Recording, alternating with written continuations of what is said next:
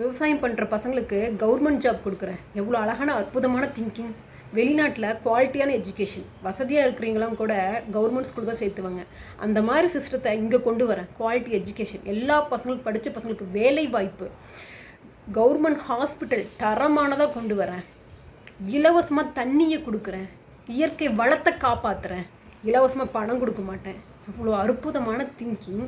நாம் தமிழர் கட்சியில் படித்த பொண்ணுங்க, படித்த பசங்க, நல்லா யோசித்து செயல்படுற பசங்களாம் தான் இருக்காங்க. அவங்களாம் பேசுகிற தயவுசெய்து உட்காந்து ஒரு 5 மினிட்ஸ் கேளுங்க, உங்களுக்கே புரியும். நானே ஃபஸ்ட்டு முட்டாள்தனமாக தெரியாமல் விஜய் வந்துட்டார் அப்படின்னு சொல்லிட்டு இருந்தேன். அதுக்கப்புறம் அரசியல்னால் என்னென்னு தெரியாமல் சொல்லிட்டுன்னு தோணுச்சு. அதுக்கப்புறம் ஒவ்வொன்றும் போய் படித்து பார்த்தேன். நாம் தமிழர் கட்சியில் அவ்வளோ அழகான அறிக்கைகளெல்லாம் அவ்வளோ அழகாக யோசித்து அதெல்லாம் படித்து பார்க்கும்போது தெரிஞ்சுது.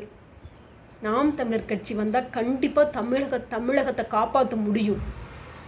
யோசித்து செயல்படுங்க. விஜய் வந்து ஒரு நிஜத்தில் ஹீரோ கிடையாதுங்க. படத்தில் வர ஹீரோவெல்லாம் நிஜத்தில் ஹீரோன்னு நினச்சிட்டு ஓட் பண்ணணும்னு நினைக்காதீங்க. நீ திட்ட வேண்டாம், யோசித்து செயல்படுங்க. அவர் என்ன சொல்ல, தங்கம் கொடுக்குறேன், பணம் கொடுக்குறேன், இதாங்க நமக்கு தேவை. இலவச கல்வி தான் தேவை. சிந்திச்சு செயல்படுங்க. படத்தில் வர ஹீரோ நிஜத்தில் ஹீரோ கிடையாதுங்க. அவர் பார்த்து ஸ்கிரிப்ட் படிச்சுட்டு இருக்கிறாருங்க.